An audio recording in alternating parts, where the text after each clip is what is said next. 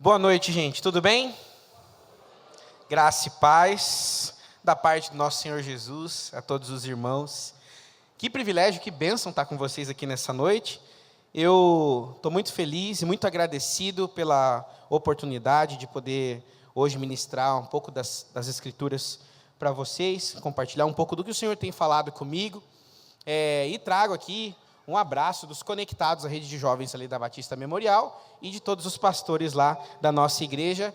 Um beijo no coração de vocês. Para quem não sabe, a Memorial é uma igreja filha da PIB. Nós somos, na ordem de plantação aqui, a 6ª igreja batista de Campo Grande. E, enfim, a gente fica logo ali no comecinho da 13. Gente, muito obrigado por me receberem aqui. Eu queria começar o meu sermão de hoje. Tem esse tema um pouco provocativo. Queria te convidar a abrir a sua Bíblia em Provérbios, capítulo de número 11. Leremos apenas o versículo de número 2. Provérbios 11, verso 2. Se você estiver com a sua Bíblia ou com o seu celular, eu leio na Nova Versão Transformadora, diz assim a palavra: quando vem o orgulho, chega a desgraça, mas a sabedoria está com os humildes. Até aí. Te convido a fechar os seus olhos mais uma vez, nós vamos fazer mais uma oração. Senhor Deus, eu quero te agradecer por esse momento, mas também já quero colocar o meu coração e dos meus irmãos diante de Ti, pedindo que o Senhor nos convença, nos conduza durante a palavra ao entendimento do Espírito Santo, para que nós sejamos edificados a fim de glorificar o Teu nome, para que nós sejamos aperfeiçoados pela Tua palavra, para que ela frutifique em nós fruto que permanece. E eu te peço que o Senhor tire todas as coisas que nos atrapalhem de dar ouvidos à voz do Espírito Santo, para que nós possamos ouvir claramente o nosso pastor ministrando ao nosso coração. Que o Senhor tenha misericórdia de mim e de cada um dos meus irmãos, para que nós possamos aprender das Escrituras. É assim que eu oro no nome santo de Jesus. Amém. Bom, o título ele pode parecer até uma heresia. O pecado governante dá a ideia de que existe um pecado que é maior do que os outros. E você, que provavelmente cresceu na igreja, ou então se você está aqui há algum tempo, você sabe que não existe diante de Deus nem pecadinho e nem pecadão, certo? Então, como a gente chega nessa constatação? O ponto é que nós, na nossa caminhada cristã, somos convidados a seguir uma jornada. No capítulo de número 12 de Hebreus, fala que diante de uma nuvem de testemunhas, nós devemos prosseguir a carreira que nos é proposta. E essa nossa jornada como cristãos tem uma série de desafios. Nós precisamos aprender a ouvir a voz do nosso pastor, a caminhar debaixo da sua vontade, a vencer a nós mesmos e as tentações do mundo, mas para cada uma dessas circunstâncias, existe algo na nossa natureza que depõe contra nós ou que nos atrapalha. É o pecado. O pecado faz parte da forma como a gente funciona. É natural para você e para mim que nós cometamos pecados, que nós façamos coisas que desagradam ao Senhor. Você não precisa ensinar uma criança recém-nascida o que é pecado, porque ela instintivamente agirá baseada nos seus impulsos, a fim de pensar nos seus próprios deleites, para que ela tenha mais conforto e as suas alegrias sejam priorizadas. Você não precisa ensinar uma criança a agredir outra criança, a ser violenta, a ser mesquinha, a ser egoísta. Ela parece que já vem com isso instalado de fábrica. É o driver baby, que já vem instalado no computadorzinho, já vem prontinho para ela ser uma pecadorazinha, prontinha para exercer tudo aquilo ali, que a gente fica feito doido, igual os pais correndo atrás aqui, para ensinar eles a serem gente. Pecado é algo que a gente faz com muita naturalidade, faz parte da nossa condição. Porém, o Senhor nos salva dessa vida atolada na mentalidade de pecado e nos convida a uma jornada de santificação, para que nós estejamos mais perto dEle, para que nós possamos glorificá-lo com as nossas escolhas, com a nossa vida, com a nossa jornada. Então, lidar com o pecado é algo que faz parte da sua e da minha caminhada, do dia que a gente nasce, principalmente quando nós nos convertemos até o final da nossa vida.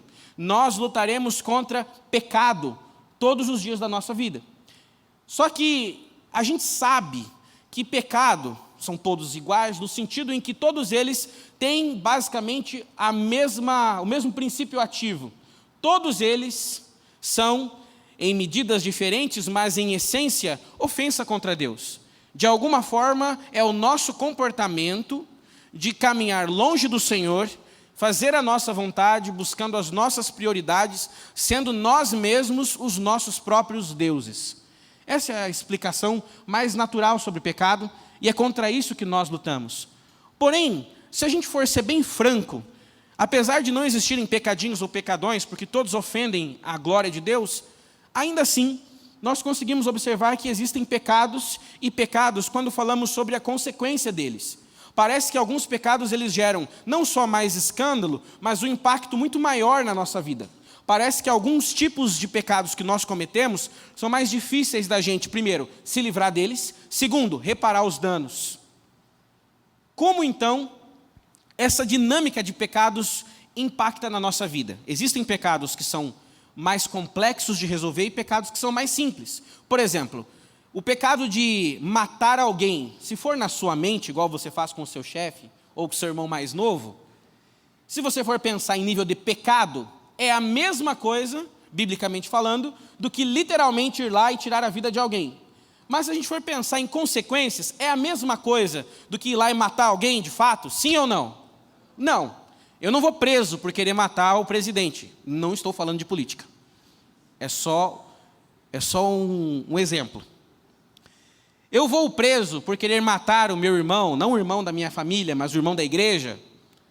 Depende, tô brincadeira. A grande questão é que essa realidade do pecado e o impacto dele nas nossas vidas, se nós não prestamos atenção disso, nós podemos levar alguns pecados como pecados mais aceitáveis. E, de fato, é assim que muitas vezes nós nos comportamos. Então, alguns pecados se tornam mais escandalosos e outros ficam mais encobertos. O pecado da homoafetividade, ou até mesmo o pecado da violência, da glutonaria, eles têm uma percepção pública. É notório quando alguém comete esses erros. Mas o pecado da avareza ou da inveja são pecados que podem passar batidos. Dificilmente você vai ver, só perguntar para o pastor Felipe ou para o pastor Guilherme, se alguém já chegou marcando um horário para conversar com eles, para falar sobre um pecado terrível que aconteceu, que foi o pecado da inveja. Pastor, eu vim aqui te procurar porque eu estou sofrendo de intensa inveja. Dificilmente a gente faz isso. Na verdade, a gente não faz, porque alguns pecados a gente aceita melhor, ou organiza eles pela consequência, de forma a gente lidar com eles sozinhos. E outros que fogem do nosso controle, que impactam a vida de muitas outras pessoas, a gente se assusta mais. Então, eu queria falar um pouquinho sobre um pecado que parece, ao olhar das Escrituras, que ele é como se fosse uma maldade mais, como é que eu posso dizer assim, refinada. É como se ele estivesse numa posição onde ele e seus impactos são tão sutis, que ele se torna tão poderoso, que o poder dele sobre nós é praticamente imensurável. Porque nós olhamos para as nossas vidas e às vezes é até difícil de entender aonde ele se instaurou. O pecado do orgulho é esse pecado que, quando nós temos ele dentro da nossa jornada de fé, se torna um problema ainda mais difícil de contornar. Esse mês eu estava relendo O Senhor dos Anéis. Beleza? Eu não sei se alguém aqui já leu. É muito interessante. E no comecinho do livro, tem uma cena que me chamou a atenção. Quando aparece o bendito Se você já leu, você sabe que eu estou falando do anel do vilão, o Sauron. Está bem nerd essa palavra de hoje, né, pastor? Desculpa. De forma semelhante ao anel do Sauron, que controla outros anéis de poder, o orgulho parece reger outros pecados, sendo a base e fundamento para muitas das nossas práticas pecaminosas, e evitando que possamos tratar de outros pecados. Em outras palavras, é como se esse pecado nos ajudasse a ocultar outros pecados e dificultasse a nossa tratativa sobre os erros que nós cometemos. Então a primeira pergunta que nós podemos fazer nessa noite é: como então nós podemos lidar com o pecado? Como o orgulho nos governa? Para isso, eu queria ler mais um versículo da palavra do Senhor, que está em Provérbios, capítulo de número 13, versículo de número... Perdão. Provérbios capítulo 21, versículo de número 4.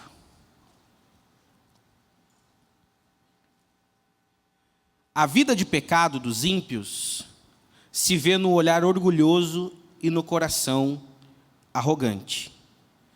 Com isso, eu queria falar com vocês sobre como nós podemos deixar o pecado do orgulho agir em nós e frutificar um erro que pode ser ainda pior em relação aos nossos pecados que nós já lutamos contra.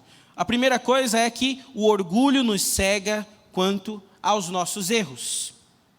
Nós começamos justificando as nossas atitudes. A gente começa aos poucos explicar para a gente mesmo e para os outros que as falhas que a gente cometeu têm alguma razão de ser. Ah, pastor, mas eu fiz isso, é porque, veja bem, no meu contexto, isso me aconteceu. Ah, mas é porque as pessoas fizeram isso comigo. Ah, mas é porque no meu contexto familiar. Ah, mas é porque eu estava num dia terrível. Ah, mas é porque eu estou carente. Ah, mas é porque eu não tenho ninguém. Ah, mas é porque eu estava com raiva, eu perdi a cabeça. Ah, porque eu estava frágil. É porque eu estava emocionalmente abalado. Nós justificamos.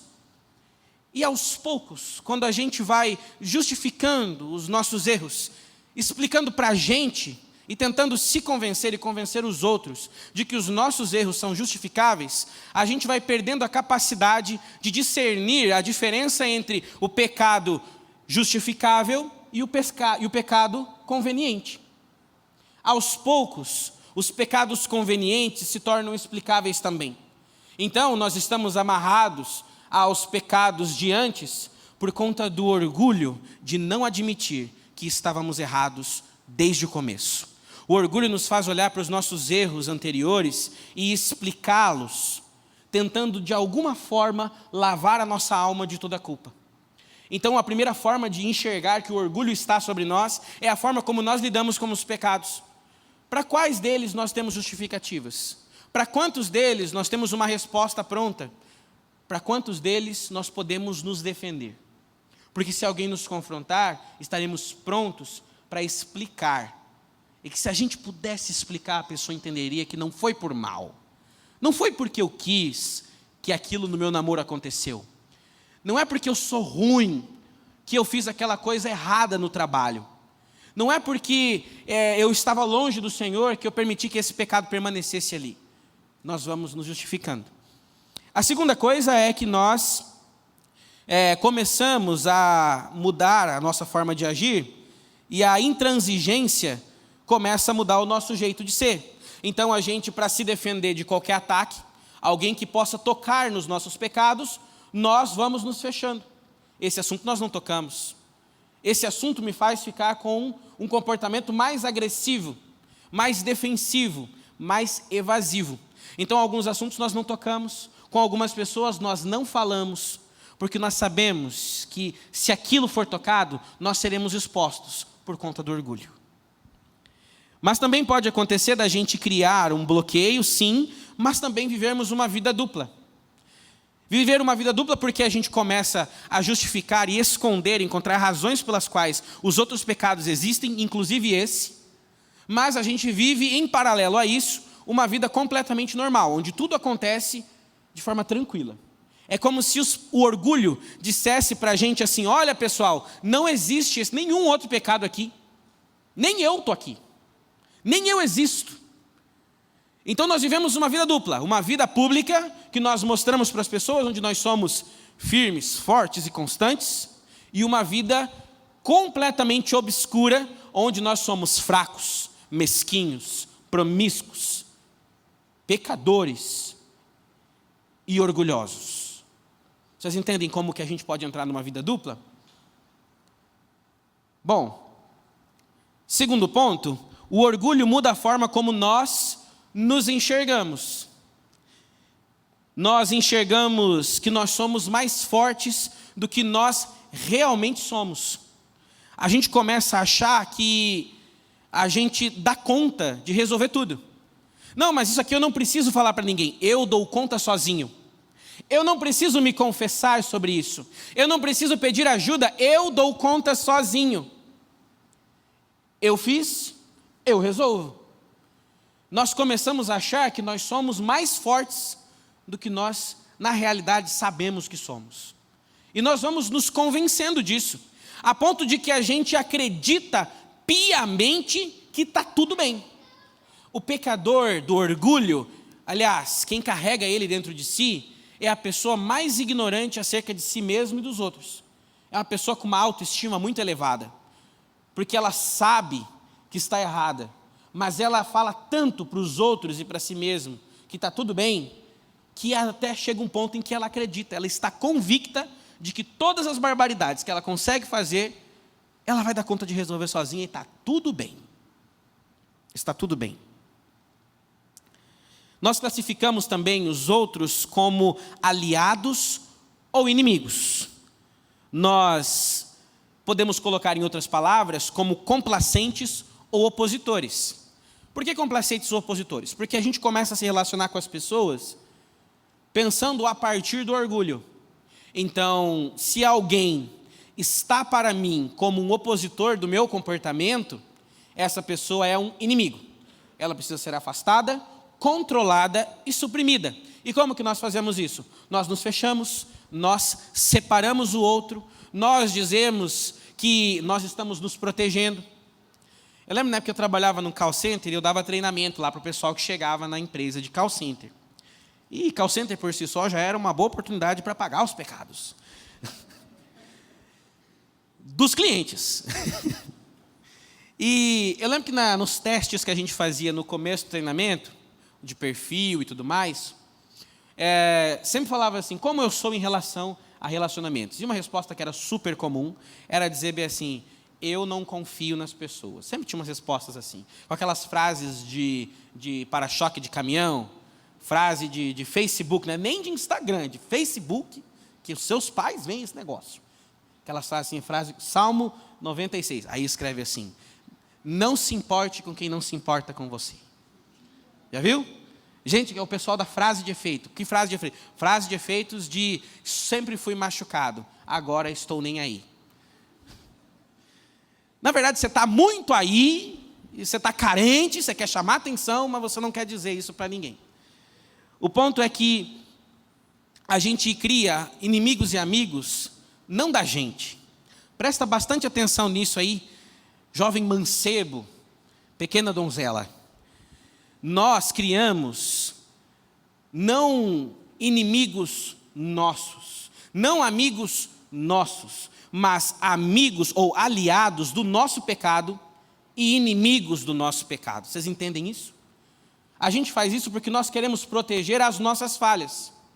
É mais fácil achar gente conivente do que gente contrária às coisas que eu quero fazer.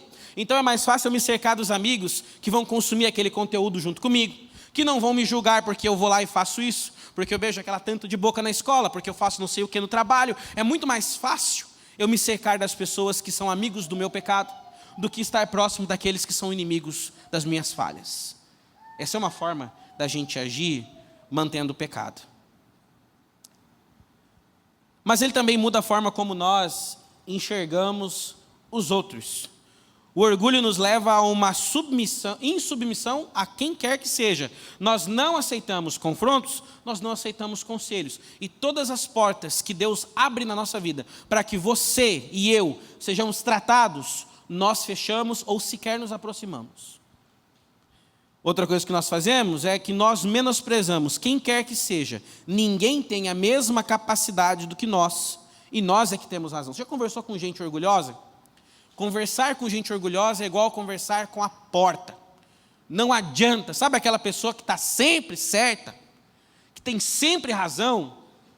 Sempre, mas veja bem, ela tem uma resposta para tudo, uma explicação de tudo, nunca ela está errada, sempre ela tem os motivos legítimos de fazer o que faz, sempre ela tem as melhores respostas, até quando ela tem dúvida, não é bem uma dúvida, na verdade ela está tentando te mostrar que é ela que sabe.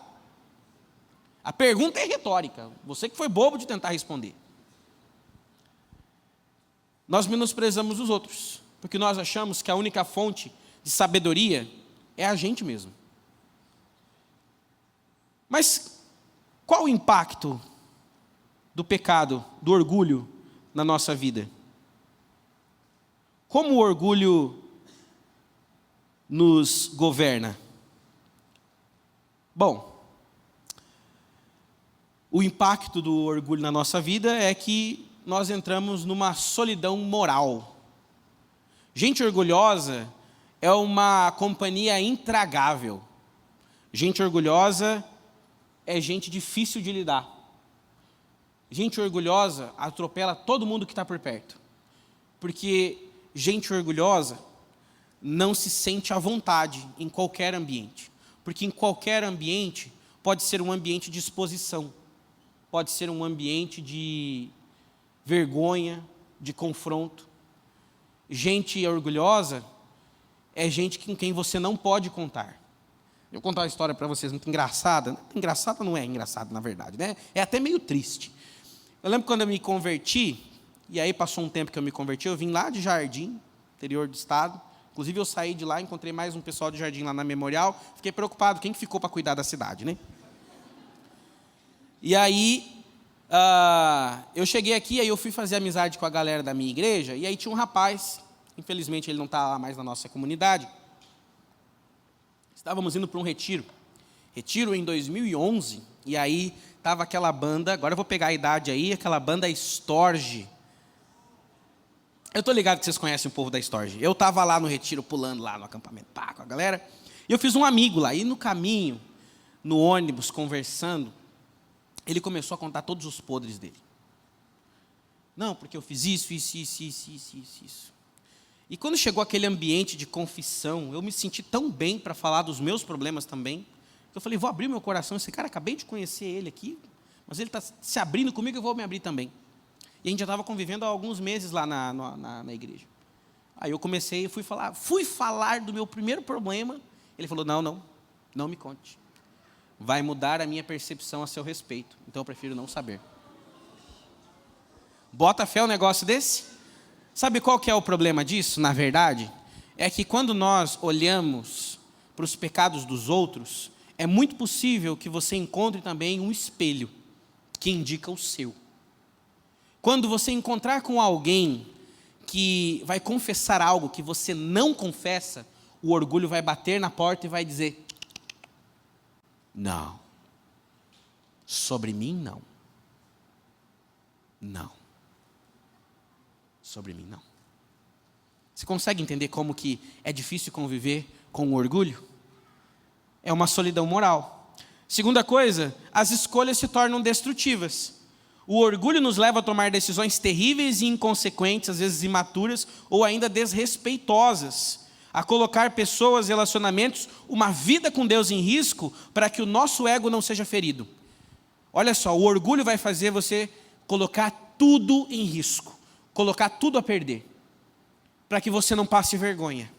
É melhor não passar vergonha e não sofrer a humilhação de ser exposto. Então, abra mão da sua vida com Deus. Abra mão dos seus melhores amigos. Abra mão das pessoas que te fazem bem. E mergulhe profundamente, porque você está certo. Está tudo bem. Se eles falarem alguma coisa, eles são filhos do diabo. Se eles falarem alguma coisa, são boca de Satanás tentando te calar ou se levantar contra a sua vida. Você não é um filho, uma filha de Deus? O orgulho nos leva a colocar em risco tudo aquilo que Deus construiu durante todos os anos em que nós vivemos com Ele. É por causa do orgulho que nós nos fechamos dentro da igreja e nos tornamos a mãozinha que levanta na hora da assembleia, mas não a vida que participa da comunidade. É por causa do orgulho que nós nos fechamos para relacionamentos discipuladores. É por conta do orgulho que nós não somos pastoreáveis. É por causa do orgulho que a gente evita estar diante de Deus. Porque no fundo a gente sabe que Ele não está nem aí para o nosso orgulho. Mas beleza, pastor, você já falou bastante coisa embaçada, né? Dá para embaçar um pouco mais. O orgulho nos priva de relacionamentos profundos que não temos porque a gente prefere relacionamentos com bajuladores ou preferimos o isolamento. Muita timidez que nós vemos por aí, na verdade é orgulho ferido. Muita gente que se diz tímida e reservada, na verdade é gente orgulhosa, que está em busca de gente conivente, de gente que esteja disposto a ser seus amigos em seus termos. O pecado do orgulho esconde uma série de outras faltas por debaixo dele, então a nossa vida espiritual se torna praticamente intratável. Nós não conseguimos nos abrir com ninguém. Como nós podemos quebrar o orgulho? Qual é a quebra do orgulho? Bom, para fazer isso nós precisamos fazer exatamente o oposto dele. Nós precisamos depositar a confiança em Deus e buscar o caminho da humildade e se submeter ao cuidado de outra pessoa. Tem um versículo para isso.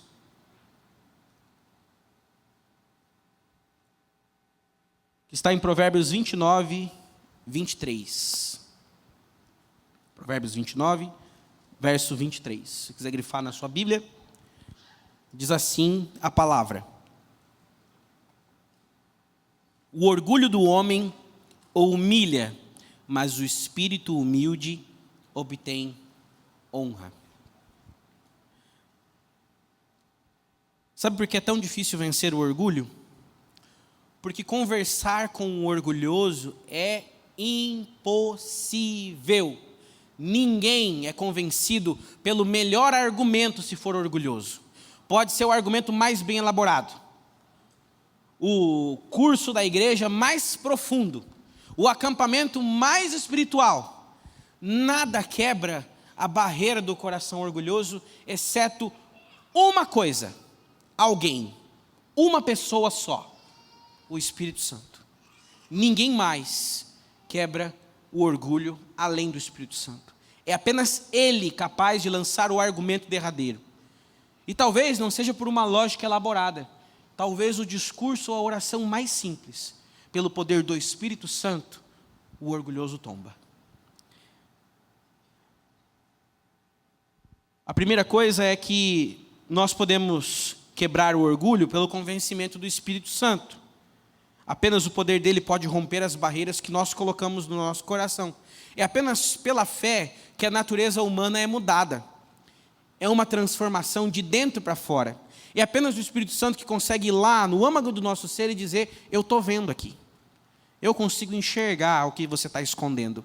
Eu vejo que por baixo do orgulho existe a lascívia, a infidelidade, existe a falta de confiança, existe a idolatria, existe o medo, existe todas essas coisas, a carência emocional e afetiva, está tudo ali debaixo. Apenas o Espírito Santo consegue acessar as lacunas mais profundas de quem nós somos. A segunda coisa que nos ajuda a quebrar o orgulho é a sabedoria. Enxergar-se como realmente somos, finitos. Nós precisamos ser discipulados, porque nós somos falhos, somos mesquinhos, somos limitados, nós estamos errados. Nós precisamos da humildade ministrada pela sabedoria de Deus para que a gente consiga, de fato, romper com o orgulho. Sem entender quem nós somos, o que Deus quer de nós e a obra poderosa que Ele faz na nossa vida, nós jamais conseguiremos romper com o orgulho. Primeiro o Espírito Santo nos convence e depois nos dá sabedoria para lidar com isso. Nos coloca no nosso coração a humildade para entendermos que precisamos sim de ajuda. O que nos leva à terceira e última coisa em relação a como nós quebramos o orgulho. Nós precisamos de discipulado. Sem discipulado, não existe tratamento. E talvez esse seja um dos maiores desafios para nós. Porque para muita gente, discipulado é uma reunião que a gente marca com um horário específico E ela inclui especificamente abrir a Bíblia e orar sobre aquele assunto e ter um momento de partilha. Mas eu queria, com todo respeito, pastor Felipe e pastor Guilherme, eu queria com todo respeito falar que o discipulado é muito maior do que isso. O discipulado é uma relação de confiança, de caminhada, que exige da gente entrega. Entrega profunda, verdadeira e pessoal. Exige um desarmamento da nossa parte. E isso exige da gente intencionalidade em se aproximar de alguém. Você pode pensar assim, mas pastor, eu não tenho ninguém que possa me discipular. Eu tenho certeza que tem. Discipulado não acontece só quando duas pessoas se sentam juntas. O discipulado acontece enquanto nós convivemos como igreja. Deixa eu contar uma historinha minha também para vocês. Quando eu cheguei na Memorial, no ano de 2011, eu vim lá de Jardim, eu fui criado só eu, minha mãe e minha irmã. Meu pai nunca esteve lá para cuidar de mim. Então eu cresci completamente sem referência paterna e masculina. Quando eu me converti, na igreja em que eu me converti, era uma igreja muito pequenininha. Então tinha poucos homens lá, tinha mais as irmãzinhas da oração e a rede de jovens. Quando eu vim para cá e eu comecei a conviver com o pessoal aqui, os maiores exemplos para mim eram os pais dos meus amigos. Eu observava, talvez não com a intenção de observar, mas me saltava aos olhos a forma como um pai orava e cuidava do filho, como ele tratava a esposa, como ele se posicionava diante de outros homens, qual era a relação dele com os filhos. E eu me lembro claramente do dia que teve um culto de batismo de juniores na nossa igreja, e aí um irmão lá da nossa igreja gravou um vídeo, desejando palavras de bênção, todos os pais fizeram, e a dele me chamou a atenção. Ele disse, meu filho, eu nunca vou esquecer dessas palavras, nem foram ditas para mim. Você é um homem abençoado, você é um homem próspero. Você é um homem que foi chamado para andar nos caminhos do Senhor. Eu te libero para prosperar e para ser o homem que você precisa ser. Talvez o menininho de 11 anos não fez muita questão do que ouviu, mas eu guardei aquilo no fundo do meu coração e falei, eu quero isso para mim. Sabe, a igreja é a oportunidade de quem não teve. É aqui que o discipulado também acontece. E ele não acontece só observando os pais que estão aqui, e os avós, e os outros membros mais velhos, mas cada vez que um crente em Cristo Jesus se porta como tal, ele está discipulando de alguma forma. Ele está ensinando os caminhos do Senhor. Isso é extremamente profundo. O coração que não é mais orgulhoso, ele se abre para aprender, a encontrar o ensino de Cristo na vida de quem está em volta. O discipulado é libertador. Lidar com orgulho é como lidar com os nossos vícios. Precisamos ter a humildade de expor e de nos expor e mostrar que nós temos vergonha. Alguém me disse uma frase uma vez, eu nunca esqueci. Nós precisamos sentir coragem de ter vergonha. Porque se nós pensamos que seremos expostos, que seremos humilhados, que passaremos vergonha, nós não temos coragem de entrar ali, de falar ali. Mas é exatamente a exposição da vergonha que nos trará a cura e a libertação. O viciado não larga daquilo que tem apego, e o orgulhoso se apega tanto na sua fraqueza que não consegue curá-la. Ele a protege com intransigência. Tem uma frase de Santo Agostinho que diz assim, o orgulho é a fonte de todas as fraquezas, porque é a fonte de todos os vícios. Existe vício na sua vida? Nós vamos orar hoje. E eu queria te convidar nesse momento a abrir a sua mente e o seu coração para isso. Para que o Espírito Santo quebre a carapaça que o orgulho colocou no seu coração. E aí, o Espírito Santo possa mover na sua vida de forma a te libertar e te permitir tratar coisas que você nem imaginou que você poderia tratar um dia. Coisas que você nunca expôs. Nós estamos no ambiente mais seguro de todos. Estamos na presença de Deus. Indo para a minha conclusão, a nossa jornada de fé é uma jornada de luta contra o pecado. Lá em Hebreus capítulo de número 12, o texto vai dizer, sigam na paz com todos e em santificação, pois sem santidade é impossível ver a Deus. Cuidem para que a amargura não seja implantada no meio de vocês, tomando o coração de muitos. Sabe o que o autor de Hebreus está falando aqui?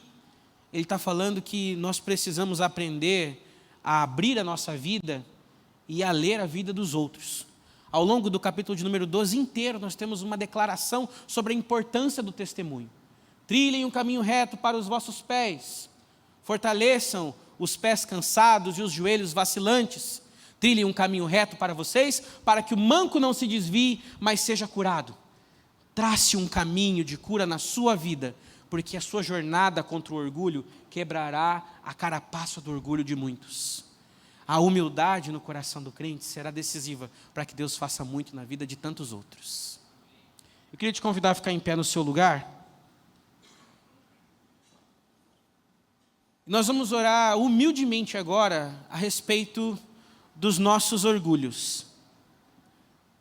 Tem um rabino, escreveu um livro chamado Harold Kushner. Ele vai dizer, sabe por que as crianças perdoam com facilidade? Porque elas preferem ser felizes a terem razão. Sabe por que as crianças levam uma vida tão leve?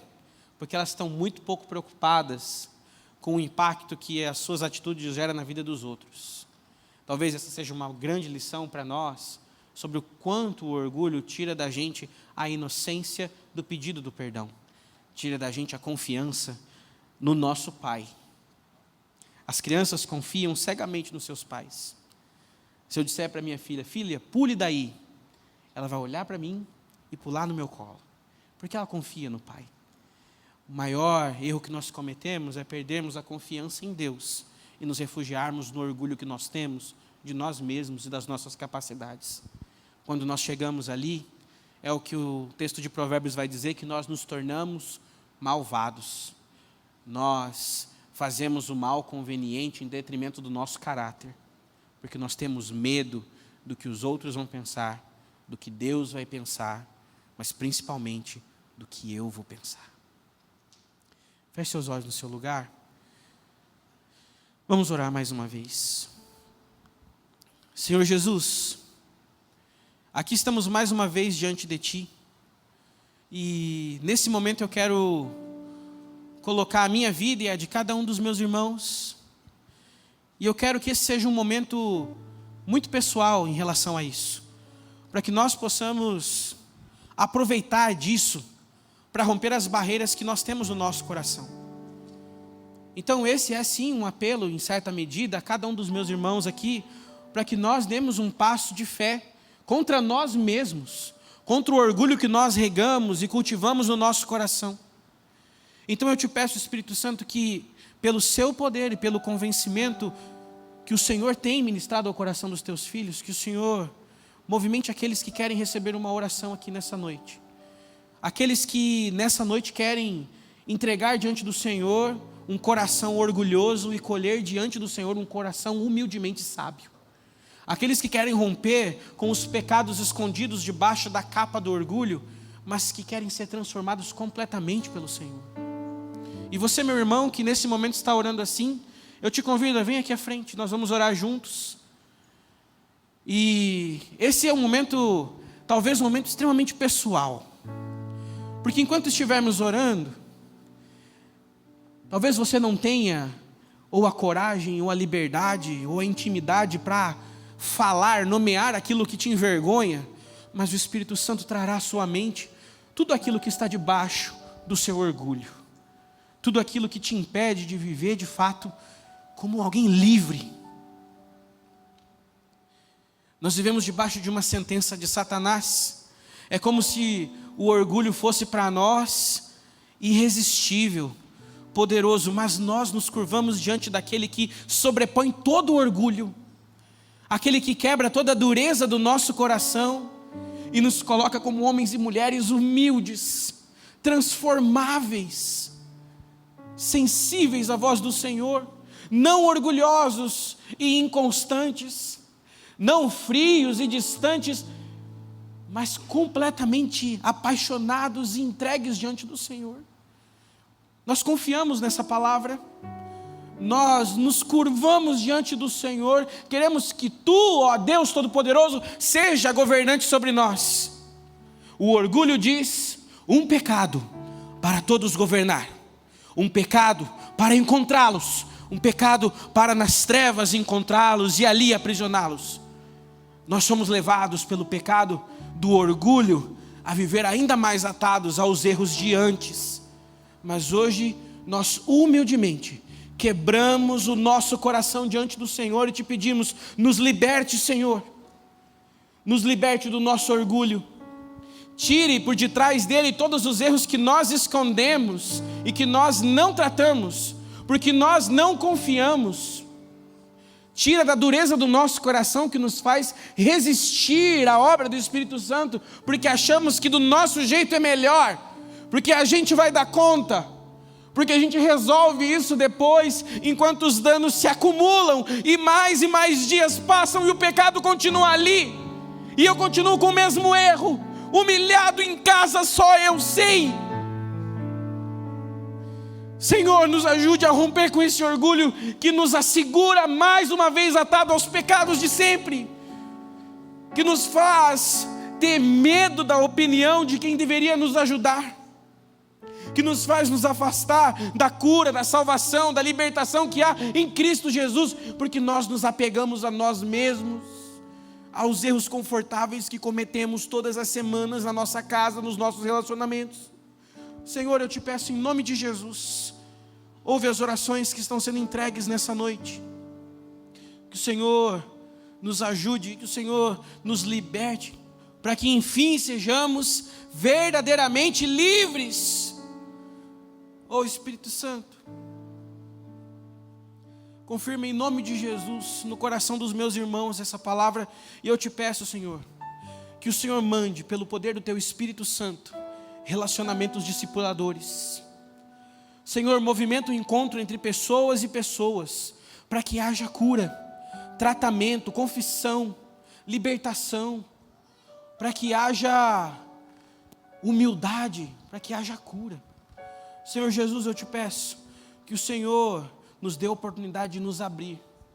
Se alguns dos meus irmãos aqui, em sua oração, clama por alguém que possa cuidar deles, eu te peço, Senhor, marque encontros de forma sobrenatural e inexplicavelmente. Senhor, marque encontros, coloca diante de nós pessoas para nos ensinar, para nos conhecer, para nos corrigir, para nos apontar a direção, para dizer vamos ao invés de vai.